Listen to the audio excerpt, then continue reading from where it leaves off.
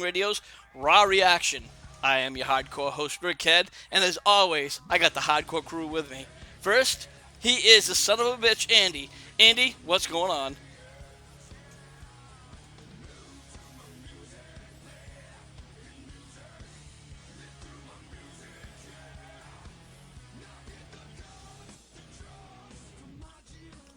Awesome, and that's over at StokeHaunted.com. And then over from Lance Moss TV, he is the incomparable Lance Moss. Lance, what's up?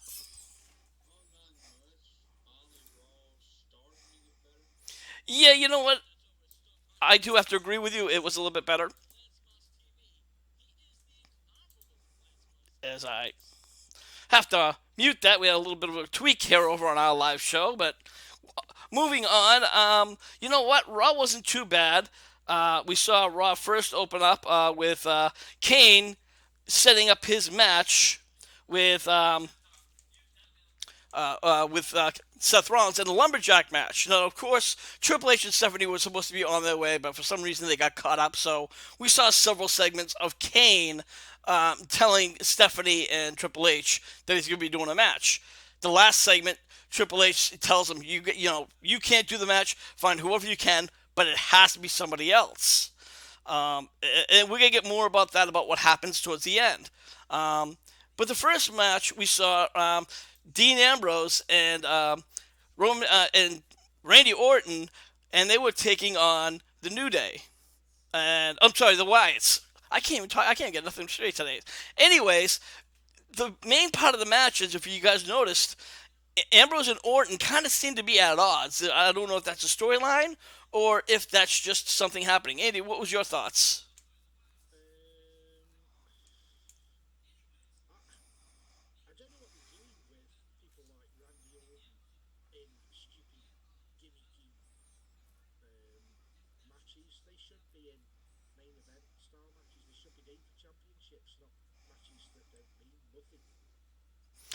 Yeah, I have to agree with you.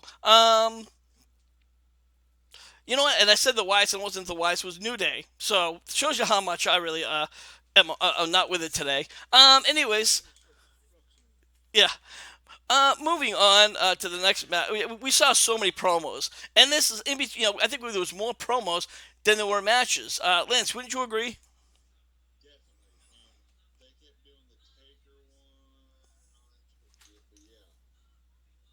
Hmm. Yeah. Now, when I made a mistake earlier and I said that Ambrose would be facing the Whites, that's at Hell in a Cell, not on Raw. So forgive me for that little twerk there. And then we had the Divas match where Nikki defeated Naomi in the Rack Attack. From then on, we had the 3D, and they were pretty much. No, I'm sorry. They were John Cena was facing Dolph Ziggler in the U.S. Open Challenge match. Guys, I have to say this is probably one of the better matches of the night. There was a lot of great spots. Ziggler, really gave John Cena a run for the money. Andy, what did you think about this match?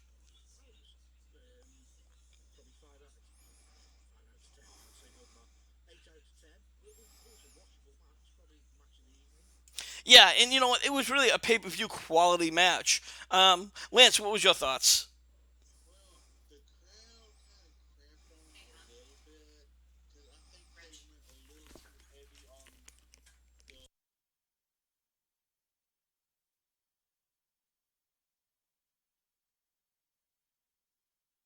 Seemed like they were kind of lost interest a little bit when they went back to it.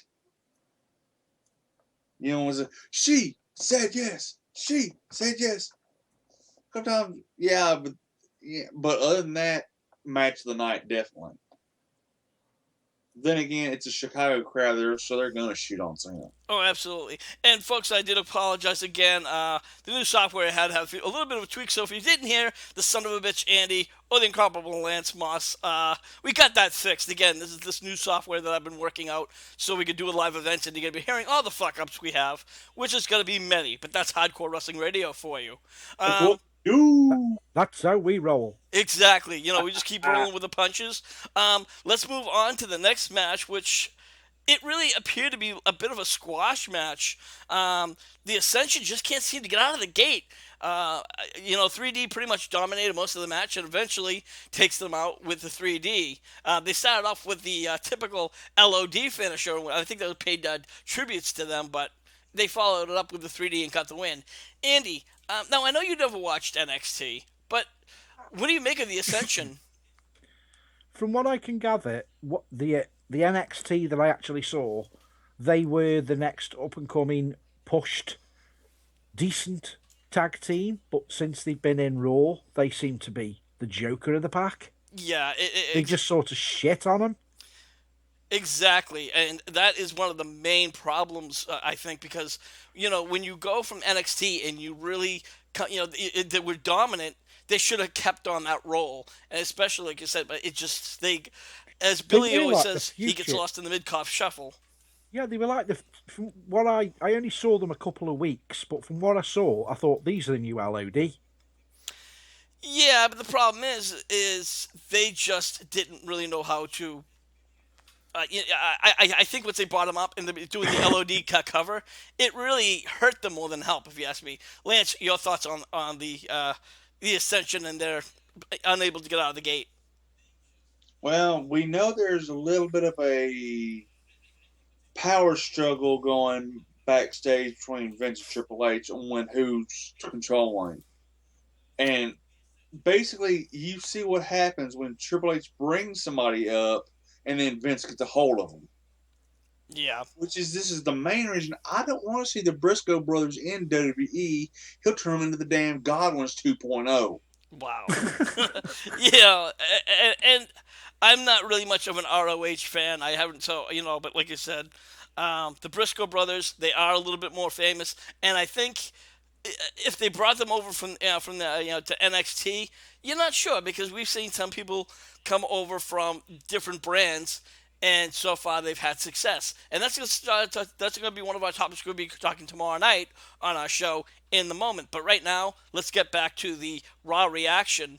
Barrett and Sheamus defeated Cesaro and Neville, and the match for what it was just appeared to be a squash match.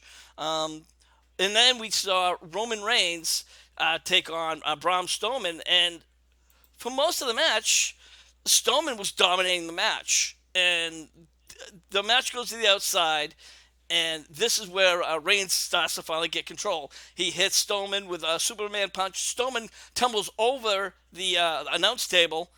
Reigns gets inside the ring, and we have a count out. Lance, let me ask you, what do you think about Braun Strowman and this huge power push they've been giving him? Well, one, it's Vince's big man fetish running amok again because he is greener than goose shit.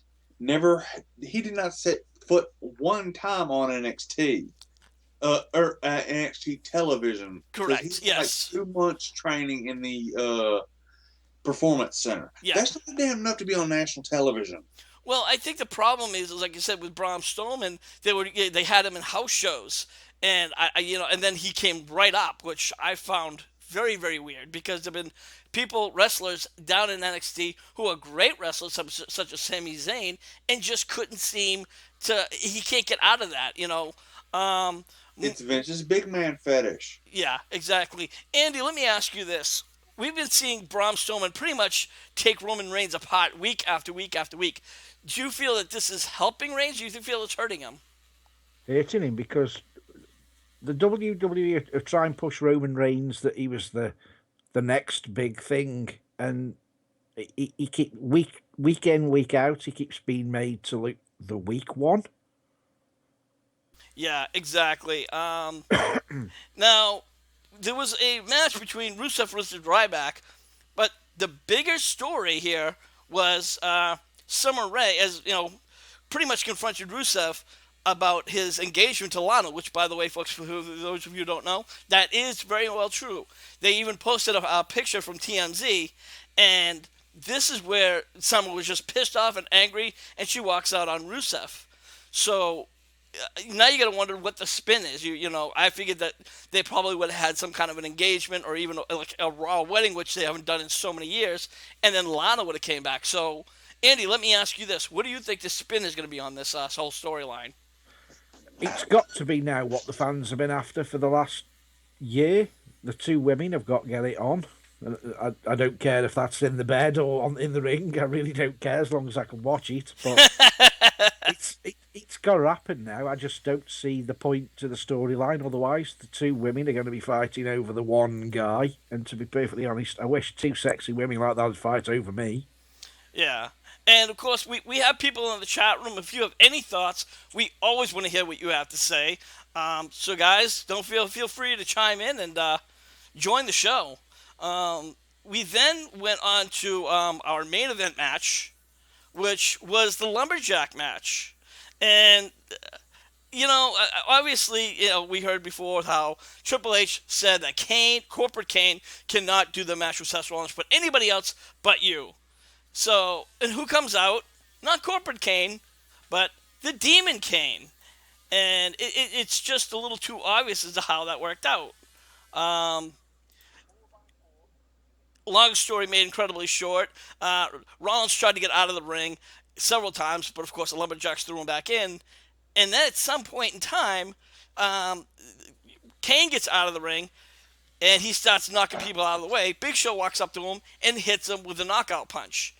This, of course, gives Rollins the upper hand that he needed to start, controlling the match.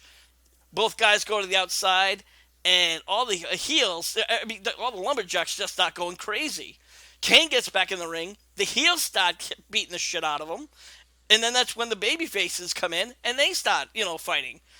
The match finally clears out, and Rollins thought he got the win, would have Kane where he wanted, but that just didn't happen. Long story made short, Kane gets the win with a tombstone. Now, we both know that these guys do have a title match at Hell in a Cell. Andy, do you see Kane winning the title at any point in time soon? Well, the only thing I can think of that they're going to try and do, and I'll put it to you guys, but I'll put it to the people listening, I think they don't want to see Seth Rollins lose against a younger guy in the ring at the moment. So I think they're prepared to have him lose against Kane because he's supposed to be a dominant force. And then that means that Sheamus can beat Kane and take the title, which we know is going to happen. He's going to hold the title sooner or later.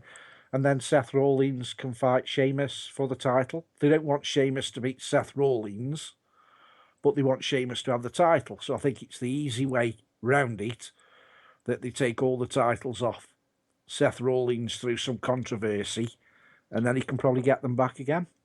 By an injunction. Yeah. And I just think that this whole storyline, I'd like to see Kane win the title, but if you ask me, I don't see that really happening. Lance, your thoughts? Yeah, granted, since this is really ain't a go-home show, next week will be the easier way to rate it. But, yeah, I can see where Andy's talking about, but past a certain age, Vince is not like putting the belt on you unless you're like hit the main guy of the company. But then again, John Cena hadn't hit that age either. But Kane most certainly has. It's very rare if somebody past 40 gets the belt, so I don't see it happening. Yeah, I think they're going to pass it to him. I think they'll pass it to Kane like they did with Mark Henry when Mark Henry was supposedly going to retire. I really do believe that Kane will be gone end of the year. I really do believe that, and I think it could be their way of saying, well done for all the years you've been with us. We'll give you another run of the title. But he's not going to hold it long. You know a couple what? of weeks maybe. Yeah, you know what? If he does get the title, that's a big if. I wouldn't be surprised if he gets it, and then Sheamus kind of comes in and cashes in the Money in the Bank. And then, of course, 2 weeks in the moment, we will be doing our Hell in a Cell picks and previews. So make sure you join us for that. But sorry, just cut you off before you go on to another thing. I've just thought of something that Kane can't win. What's that? We've got corporate Kane. And we've got the other Kane, and they're doing the Abyss scenario that Kane doesn't know who corporate Kane doesn't know who Kane is, so it's an entirely different character. So if Kane wins the title, that means Corporate Kane would be standing there with his suit on, with the title over his shoulder, and that would spoil the so-called crap gimmick that's not even working anyway. Well, So I actually, don't really see that happening. well, I could. It's very well possible, and like I said, if he wins the title, it's going to be a very short time. However, I see another way of being spin on it is if, let's say, during a match, the mask gets pulled off, and Corporate Kane is revealed that it really is him, which we all know, obviously, Yeah. but that's more for the storyline factor. But guys, you know Be a what? bit of a laugh if it was Joseph Park. It would be, and that would be, smart if it was a different person than Kane. But obviously, it's more than blatantly obvious who it is.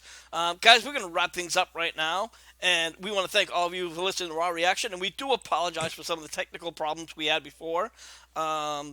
So, if you like us, check us out on Facebook.com/Hardcore Wrestling Radio. We also have a chat room, HWR chat room, not too hard to forget.